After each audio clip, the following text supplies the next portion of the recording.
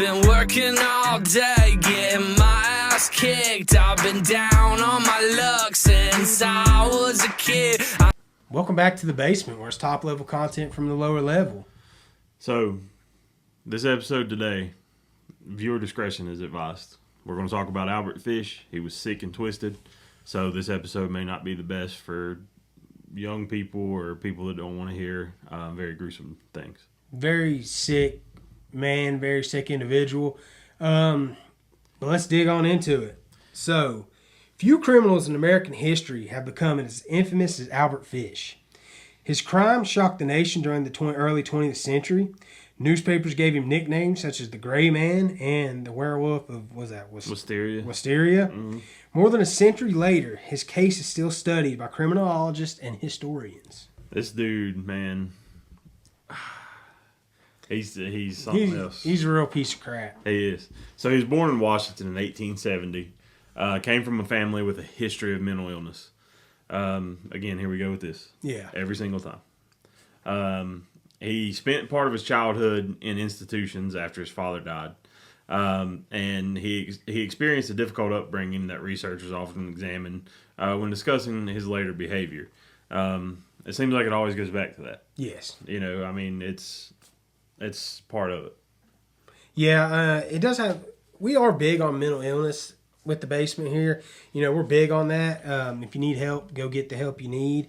However, this guy, Albert Fish, came from a whole family history of mental illness. I mean, let's be honest. Back then, they didn't know what to do with him anyway. No, they didn't. They didn't know what to do. They just locked them away in what they call sanitariums. Mm-hmm. Just locked them away and tried to erase them from society. Yeah, that only made it worse.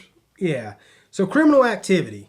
Fish committed numerous crimes against children over several decades. He traveled frequently, making it difficult for authorities to connect the incidents. Many of these offenses occurred during a period when forensic science and communication between police departments were far less advanced than today. So obviously it was back in I would imagine, the late 1890s, early 1900s.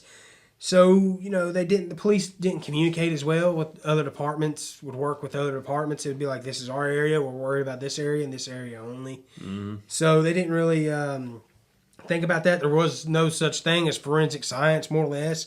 Like we was talking about on the Zona Shoe case, this was all in the infancy. The investigation styles and forensics and everything.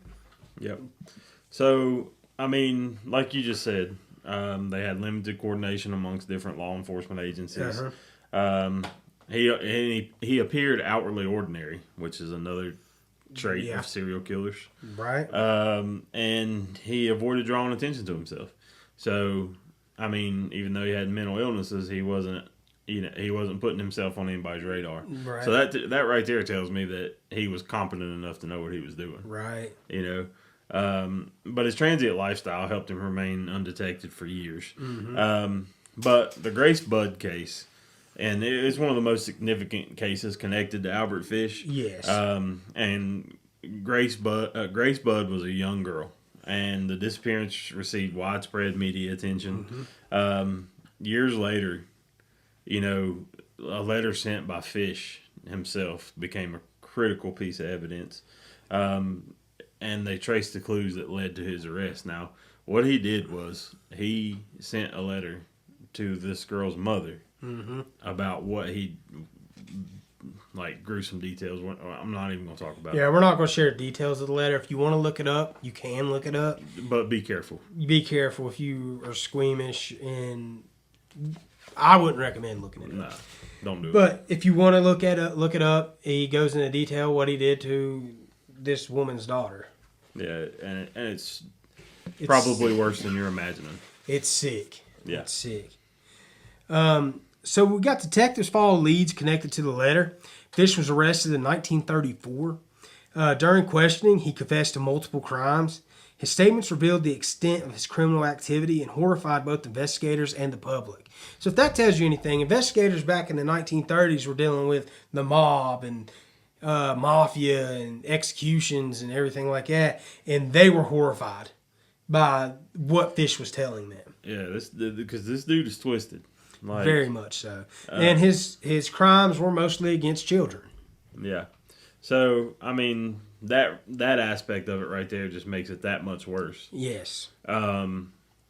But just to give you guys an idea of some of the things that he did, obviously kidnapping, murder, but he also ate his victims. Yeah, cannibalism. Yeah, and so that was one of his favorite things, and that was part of the letter. And ultimately, he had zero remorse for any of this stuff.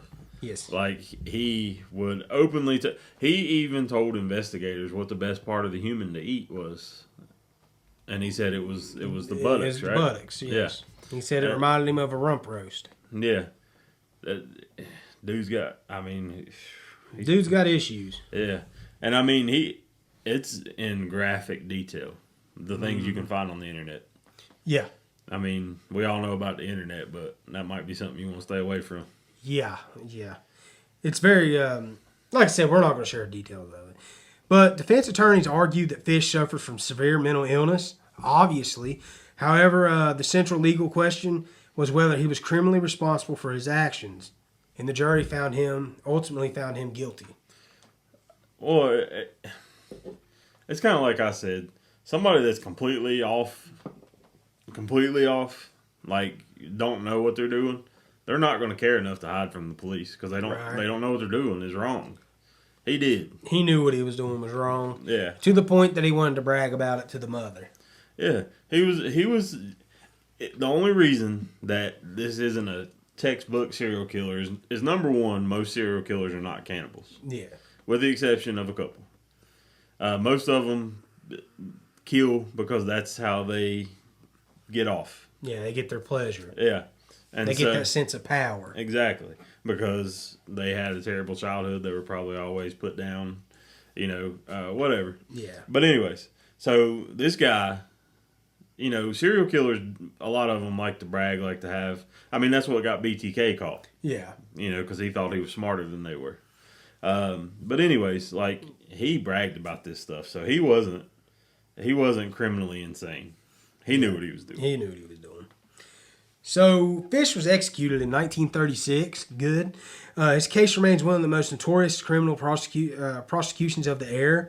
The trial is still referenced in discussions among criminal insanity and mental health in the justice system. Yeah, his case is still actively studied. And it's studied for people that's coming into the field so they can, I guess, I don't know exactly what they use it for, but, they learn his behaviors and, the things that he said. But the case exposed limitations in early 20th century policing.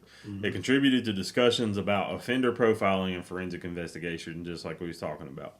Profilers learn the behaviors, But historians often cite Fish as an example of how media coverage shaped public perception of crime. Yeah. That's pretty significant in itself. Yes. It really is. So we got some ethical questions here.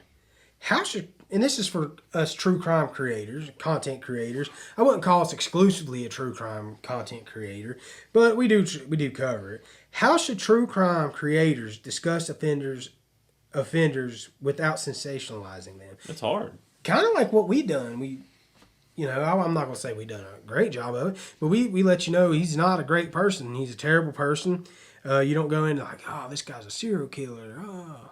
Well, also, we didn't go into detail. Like, let's just say that he was still alive and he happened to see this episode. It'd probably infuriate him. Oh, absolutely. Because we didn't give him credit for the things that he did. And that's what most of them want. They want the credit. Yeah. So, what role should mental illness play in criminal responsibility? I do think it's going to play a big role into it. However, there's still responsibility that you have. You committed the crimes. So there should be some form of punishment and some form of letting you know you did something wrong. I do believe that people fall through the cracks that shouldn't be out in general public. Yes. That are mental health patients, and they really don't know what they're doing is wrong. They don't understand it. Yeah. I do believe that exists, but I don't think he was one of them. Yeah. So Albert Fish remains one of the most infamous criminals in American history.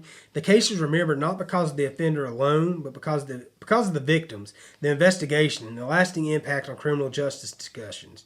That's actually where I heard about this case first, was during my bachelor's degree program getting criminal justice. Respectful retelling should we'll skip that part here, but yeah. So with Albert Fish, he was a very infamous, notorious serial killer. He shouldn't get any credit. So when anybody's telling us the story, they shouldn't give him any credit for anything that he'd done. He's a terrible person. For lack of better words, he was a piece of shit. So, with that being said. I mean, he was. I mean, he preyed on children, easy victims. As a matter of fact, I'll watch the thing that had some things that he had said. He preyed on children because he said that he was a weak man. Yeah. And that probably came from his childhood. He'd probably been told that his whole life. Yeah, probably. But, as always, it's top-level content from the lower level. It's the basement. Take it easy.